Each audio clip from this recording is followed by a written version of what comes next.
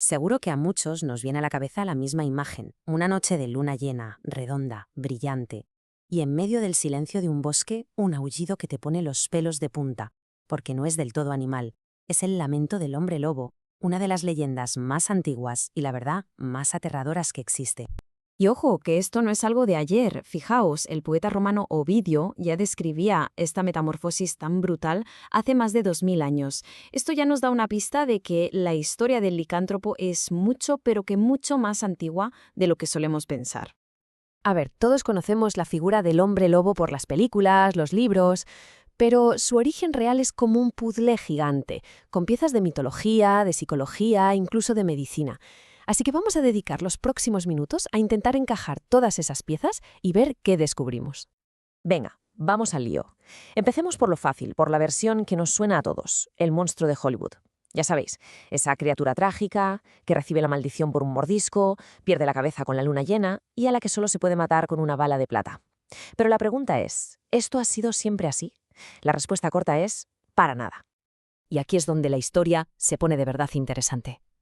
Para entender al monstruo que vemos hoy en el cine, tenemos que viajar muy, muy atrás, a los mitos originales. Y la cosa cambia, porque no hablaban de una especie de virus contagioso, sino de algo que daba mucho más miedo: la furia de los dioses. Pues sí, como suena.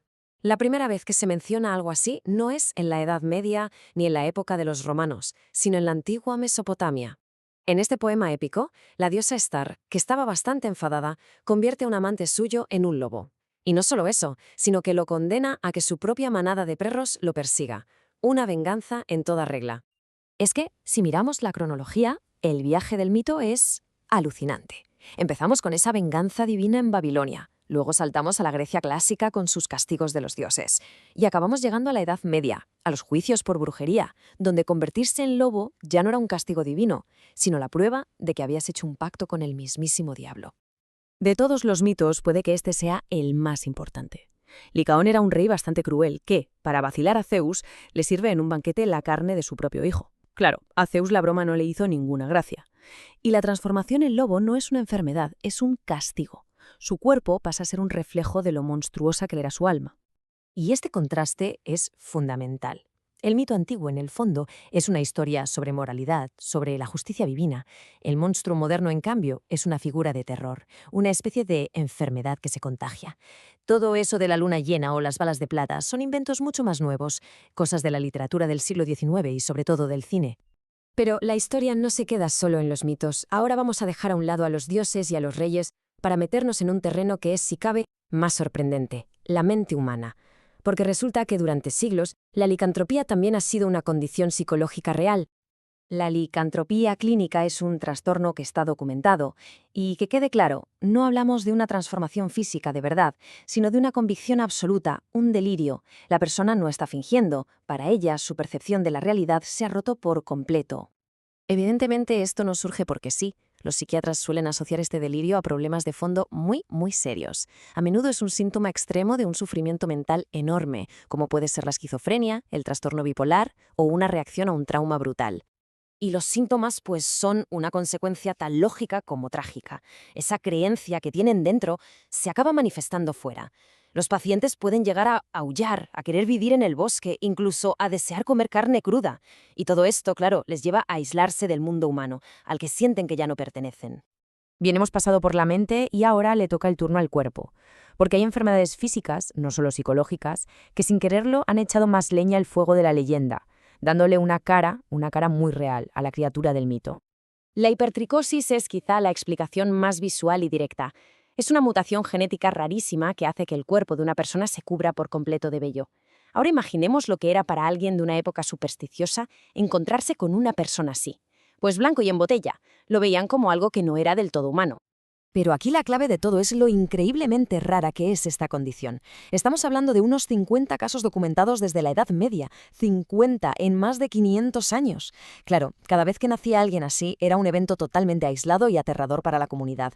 Muchas de estas personas acababan, por desgracia, en circos o exhibidas como fenómenos, lo que solo reforzaba esa imagen de monstruos. Y aún hay otra pieza médica en este puzzle, la porfiria. Es una enfermedad de la sangre que, entre otras cosas, puede provocar una sensibilidad extrema a la luz del sol. El sol literalmente te quema y te duele. ¿Cuál es la solución lógica? Pues convertirte en una criatura de la noche. Y claro, eso nos vuelve a sonar a algo, ¿verdad? Otro rasgo clásico del hombre lobo que podría tener una base médica real. Bueno, hemos visto el mito, la psicología, la medicina. Ahora vamos a intentar unir todos estos hilos para entender el verdadero poder que tiene el hombre lobo como símbolo. Un poder que al final dice mucho más de nosotros que de cualquier monstruo.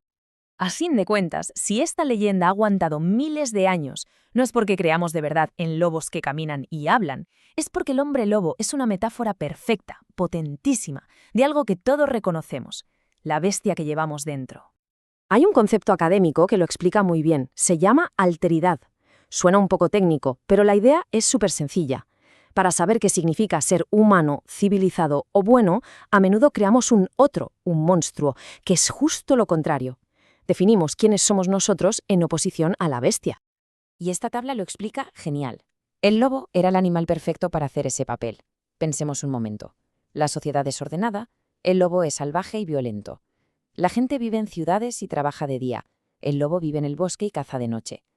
Protegemos nuestra propiedad, el lobo ataca al ganado. Es literalmente el caos de la naturaleza amenazando nuestro pequeño mundo civilizado.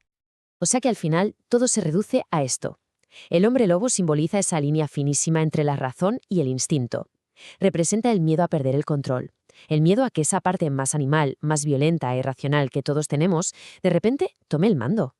Así que al final, esta leyenda nos deja una reflexión bastante potente. Nos enseña que a veces los monstruos que dan más miedo no son los que están ahí fuera, sino los que nos inventamos para poder decirnos a nosotros mismos que somos los humanos de la historia.